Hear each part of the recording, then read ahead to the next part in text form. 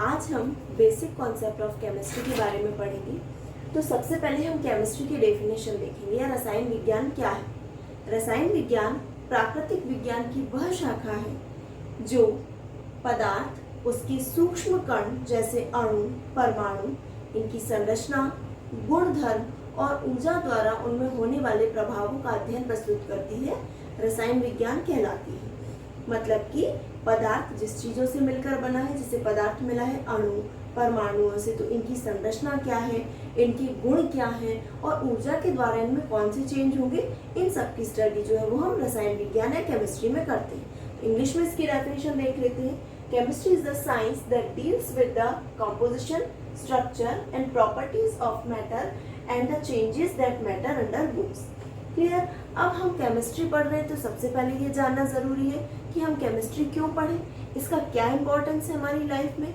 जब तक हम ये चीज़ नहीं जानेंगे ना तो हमें इंटरेस्ट आएगा और ना ही मज़ा आएगा पढ़ने में। तो केमिस्ट्री जो है वो हमारी लाइफ में बहुत ज़्यादा इम्पॉर्टेंट है। आज हम पूरी तरह से केमिस्ट्री से घिरे हुए हैं। सुबह उठने से लेकर रात को सोने तक हमारे आसपास केमिस्ट्री पूरी तरह से घूमती है। हमें काम करने के लिए जो एनर्जी मिलती है वो केमिकल रिएक्शन के थ्रू मिलती है। हम जो खाना खाते हैं उससे ऑक्सीडेशन रिएक्शन होती है और जो एनर्जी होगी वो हमारे डेली के कामों में यूज़ हो जाती है। साथ ही हम डेली केमिकल से बनी हुई चीज़ों का यूज़ करते हैं, जैसे शैम्पू, साबुन, क्रीम, तेल, ये सब। साथ ही केमिस्ट्री को सेंट्रल साइंस भी कहा जाता है। ध्यान रखिएगा, केमिस्ट्री को सेंट्रल साइंस कहा जाता है। सेंट्रल साइंस क्यों कहा जाता है? क्योंकि इसकी जो फिजिकल केमिस्ट्री है वो फिजिक्स से रिलेटेड है और ऑर्गेनिक केमिस्ट्री बायोलॉजी से रिलेटेड है। ठीक, अब हम देखते हैं, ये भी हम जान चुके हैं कि केमिस्ट्री का क्या इंपॉर्टेंस है। अभी डेफिनेशन में हमने एक वर्ड पढ़ा था, मैटर। तो मैटर के बारे में सबसे पहले पढ़ेंगे। मैटर क्या होता है? Anything which has mass and occupies space called matter। कोई भी ऐसी चीज जो जगह घेरती है और जिसमें कुछ भार होता है। ठीक, मतलब जिसमें कुछ द्रव्यमान होगा और जो स्थान घेरेगी उसको हम क्या कहेंगे? मैटर। मैटर कोई भी चीज हो सकती है, जैसे मार्कर हुआ, टेबल, पेन, बुक, ईंट, पत्थर, लकड़ी, कुछ भी, कोई भी चीज जो स्थान घेरे और जिसमें कुछ द्रव्यमान हो वो क्या कहलाएगी? मैटर। अब हम मैटर की प्रॉपर्टीज के बारे में देखेंगे। तो प्रत्येक पदार्थ या मैटर जो है छोटे छोटे सूक्ष्म कणों से मिलकर बना होता है या पार्टिकल्स से मिलकर बना होता है। तो हम क्या बोल सकते हैं? Made up of particles.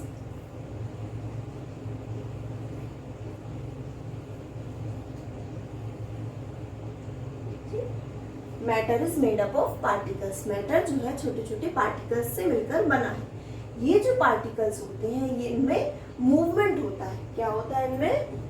Movement. इनके पार्टिकल्स मूव करते रहते हैं,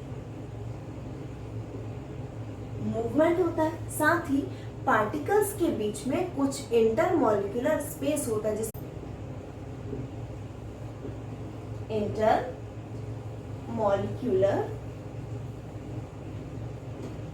स्पेस। ओके, इन पार्टिकल्स के बीच में फोर्स ऑफ अट्रैक्शन भी होता है।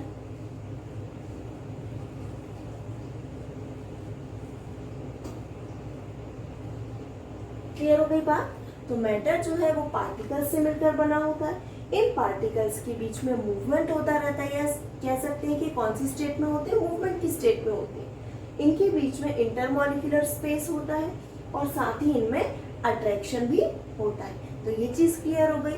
अब हम देखते हैं मैटर का क्लासिफिकेशन।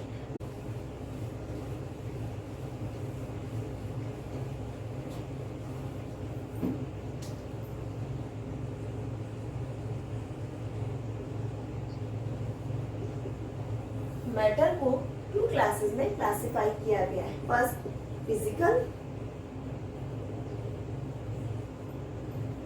Second is chemical.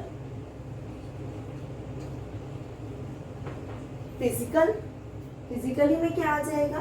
इसको 3 स्टेट में डिवाइड किया गया है। फर्स्ट है सॉलिड, सेकंड है लिक्विड और थर्ड है गैस।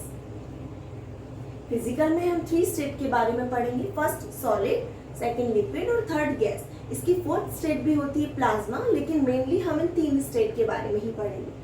केमिकल जो क्लासिफिकेशन है वो हम नेक्स्ट वीडियो में कवर करेंगे। ये जो टॉपिक है 10th, 9th, 10th और 11th तीनों के लिए बहुत ज्यादा इम्पोर्टेंट है। अब इनको एक बार अच्छे से देख लें।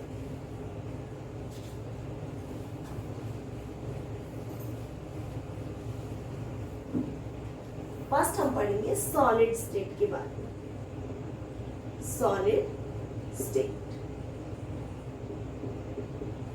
मैं यहाँ पे एक छोटा सा डायग्राम बना रही हूं सॉलिड स्टेट को लेकर।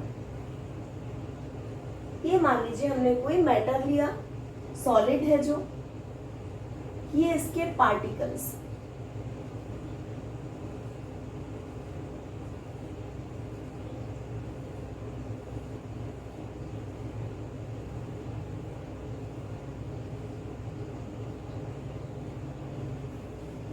सॉलिड स्टेट, ये पार्टिकल्स है, पार्टिकल्स के बीच में जो गैप है उसको बोला गया है इंटरमॉलिक्यूलर स्पेस। तो हम देखते हैं कि जो सॉलिड की स्ट्रक्चर है वो टाइटली पैक्ड है। कैसी स्ट्रक्चर है? Tightly packed.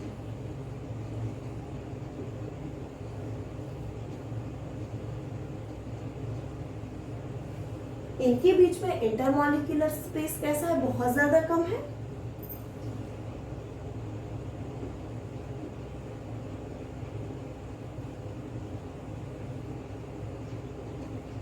Intermolecular space between particles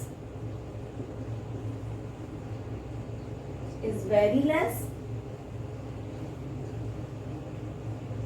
अब इंटरमॉलिक्यूलर स्पेस बहुत कम है, मतलब पार्टिकल्स दिख भी रहा है कि बिल्कुल पास पास जुड़े हुए हैं, तो इनके बीच में अट्रैक्शन कैसा होगा? बहुत ज्यादा होगा।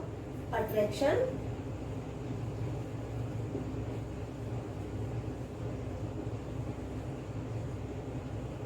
very high. Attraction between the particle is very high. जब भी आप ध्यान रखें ये चीज कि यदि इंटरमॉलिक्यूलर स्पेस कैसा है? बहुत कम है, मतलब कोई चीज बहुत पास है तो उसमें अट्रैक्शन हमेशा बहुत ज्यादा होगा। हम इस तरह से भी इसको याद कर सकते हैं कि जैसे कोई हमारे ज्यादा पास होता है तो वो उससे हमारा अट्रैक्शन कैसा होता है? बहुत ज्यादा होता है, और जो हमसे दूर रहता है उससे हमारा अट्रैक्शन कैसा होता है? थोड़ा कम। तो ये चीज क्लियर हो गई। अब देखेंगे हम कि जो सॉलिड होते हैं वो कैसे होते हैं? रिजिड होते हैं, मतलब आप कोई एक्स्ट्रा फोर्स लगाकर उनके शेप को चेंज नहीं कर सकते। एक्स्ट्रा फोर्स लगाएंगे आप तो हो सकता है कि वो टूट जाए, पर उसका शेप चेंज नहीं होगा। मीन्स इनका शेप कैसा होगा? Fixed shape, fixed shape. Volume कैसा होगा? Fixed, fixed volume. Compressibility,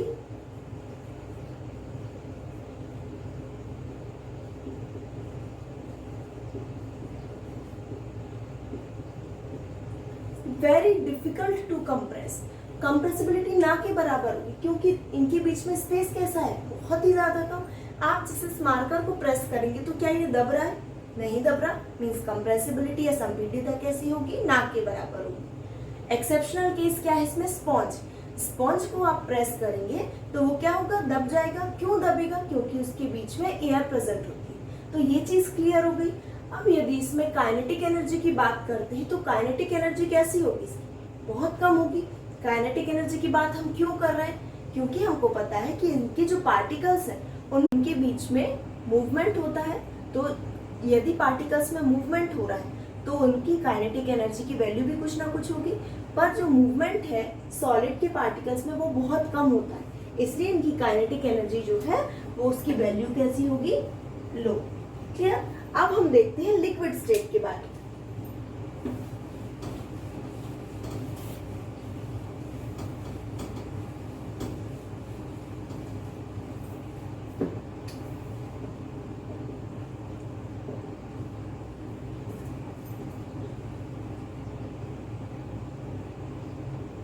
liquid state का डायग्राम देखें तो उसमें पार्टिकल्स जो है वो सॉलिड की कंपैरिजन में बहुत दूर दूर है। मतलब जो पार्टिकल्स हैं उनके बीच में इंटरमॉलिक्यूलर स्पेस कैसा है as compare to solid, high. Intermolecular space ज्यादा है। यदि इंटरमॉलिक्यूलर स्पेस ज्यादा है तो फोर्स ऑफ अट्रैक्शन कैसा होगा?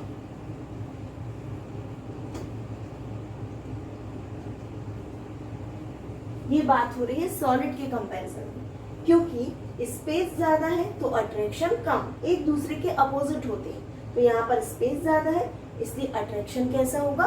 कम होगा। लिक्विड कैसे होते हैं? फ्लूइड होते हैं, मीन्स इनमें बहने का गुण होता है। यदि इनको आप नीचे गिराओ तो ये बहने लगे, ठीक है। अब यदि हम देखें इसके शेप की,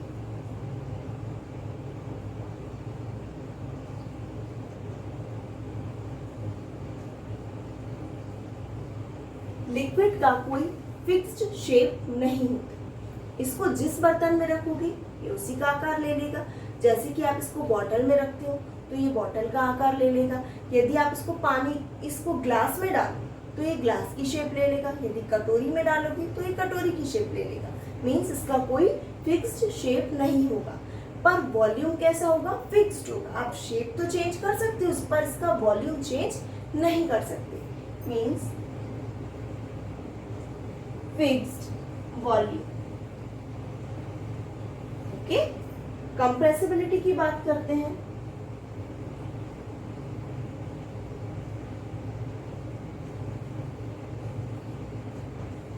यदि कंप्रेसिबिलिटी देखें तो वो भी कैसी होगी? बहुत कम या ना के बराबर। कंप्रेस नहीं कर सकते। आप पानी को या लिक्विड को कैसे कंप्रेस करें? तो कंप्रेसिबिलिटी हम मान लेते हैं नो। अब बात आती है काइनेटिक एनर्जी। हम देख रहे हैं कि पार्टिकल्स कैसे हैं? दूर दूर है और इनमें मूवमेंट भी होता है। तो सॉलिड के कंपैरिजन में मूवमेंट कैसा होगा? ज्यादा होगा। मूवमेंट ज्यादा है तो काइनेटिक एनर्जी भी कैसी होगी? ज्यादा। यदि आपसे कोई बोलता है कि हमको काइनेटिक एनर्जी बढ़ानी है, लिक्विड की काइनेटिक एनर्जी आप कैसे बढ़ाएं? टेम्परेचर इंक्रीज करके।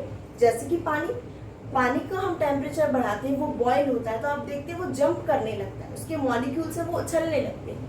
क्यों? क्योंकि एनर्जी बढ़ जाती है। टेम्परेचर से जो एनर्जी मिलती है तो उस एनर्जी की वजह से काइनेटिक एनर्जी की वैल्यू इंक्रीज हो जाती है। क्लियर हो गई ये बात? अब हम पढ़ेंगे गैसियस स्टेट के बारे में।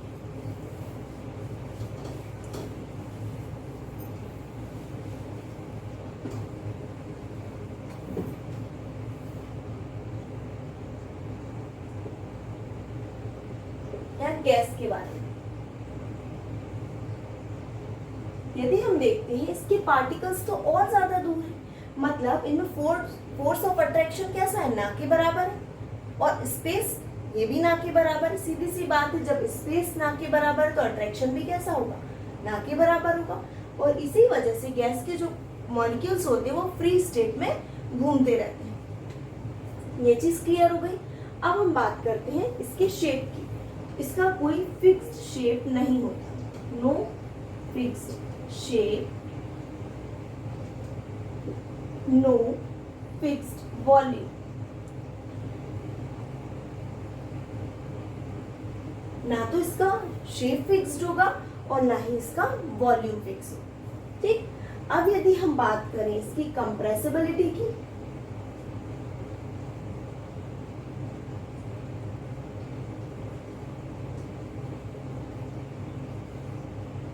तो कंप्रेसिबिलिटी कैसी होगी? बहुत ज्यादा हाई कंप्रेसिबल होती है गैसेस। जैसे लिक्विड पेट्रोलियम गैस है जो हमारी एलपीजी किचन में यूज होती है, व्हीकल्स में यूज होने वाली सीएनजी, कंप्रेस्ड नेचुरल गैस, या हॉस्पिटल्स में जो ऑक्सीजन सिलेंडर यूज किए जाते हैं वो, उन सभी में गैस को बहुत ज्यादा कंप्रेस करके फिल किया जाता है। क्यों? क्योंकि गैस का जो वॉल्यूम है वो बहुत ज्यादा है। अब उसे हमें एक छोटे से सिलेंडर में फिल करना है जिसका वॉल्यूम कैसा है? बहुत कम है। तो इनको बहुत ज्यादा कंप्रेस किया जाता है और सिलेंडर में फिल कर दिया जाता है ताकि एक जगह से दूसरी जगह भी इजीली ले जाया जा सके। ये चीज भी क्लियर हो गई। अब हम बात करते हैं काइनेटिक एनर्जी की। काइनेटिक एनर्जी कैसी होगी? हाई होगी। क्यों? क्योंकि दिख ही रहा है कि इनके जो पार्टिकल्स है उनमें मूवमेंट सबसे ज्यादा होता है, और मूवमेंट सबसे ज्यादा है तो काइनेटिक एनर्जी की वैल्यू भी कैसी होगी? सबसे ज्यादा होगी। तो सॉलिड, लिक्विड एंड गैस, इसमें सबसे ज्यादा कंप्रेसिबिलिटी किसकी होगी? गैस की होगी। और सबसे ज्यादा काइनेटिक एनर्जी भी किसकी होगी? गैस की। तो आज के वीडियो में हमने बस इतना ही क्लियर किया है। इसका आगे जो क्लासिफिकेशन है, केमिकल क्लासिफिकेशन, वो हम नेक्स्ट वीडियो में कवर करेंगे। यदि इस वीडियो में टॉपिक में कोई आपको प्रॉब्लम है तो मुझे कमेंट करके बताइए, मैं कोशिश करूंगी कि उसको और इजी भाषा में आपको समझा सकूं।